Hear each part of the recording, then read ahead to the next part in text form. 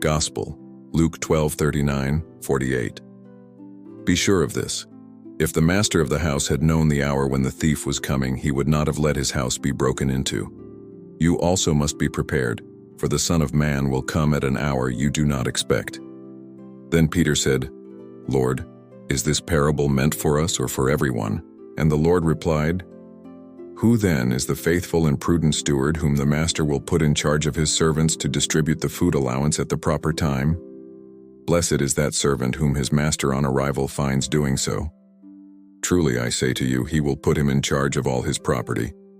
But if that servant says to himself, My master is delayed in coming, and begins to beat the menservants and the maidservants to eat and drink and get drunk, then that servant's master will come on an unexpected day and at an unknown hour, and will punish that servant severely, and assign him a place with the unfaithful.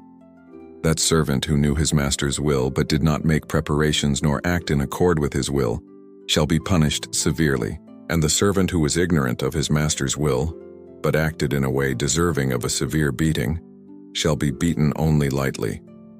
Much will be required of the one entrusted with much, and still more will be demanded of the one to whom much has been entrusted.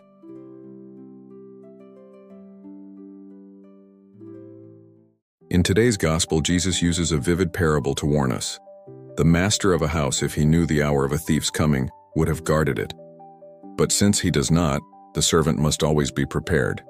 Likewise, we must live in watchfulness, because the Son of Man will come at an hour we do not expect.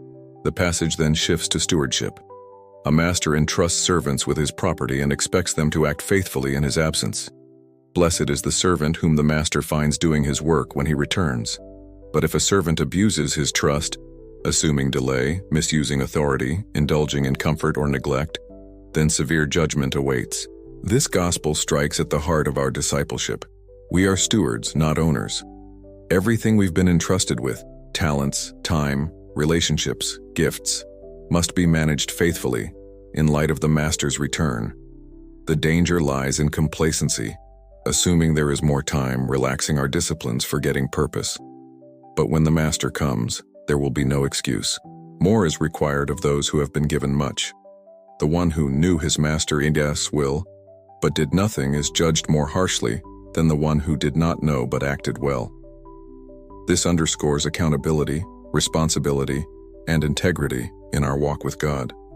I ask you, in what areas of your life are you tempted to assume delay? Where do you slack, procrastinate, or neglect the duties before God, thinking you have more time than you do? How often do we live unawares, failing to prepare for Christ's coming? We must not wait until the last moment.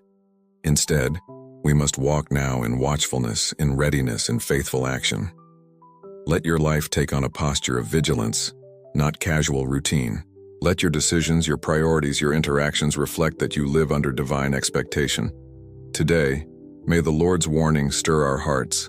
May we gird ourselves, light our lamps, and live faithfully in the responsibilities we carry. May we not be caught unaware but found doing what is right. May our stewardship be marked by devotion, accountability, love, and obedience. And when the Master returns, whenever that hour may be, may he find us faithful, wise, and ready to hear, "Well done, good and faithful servant."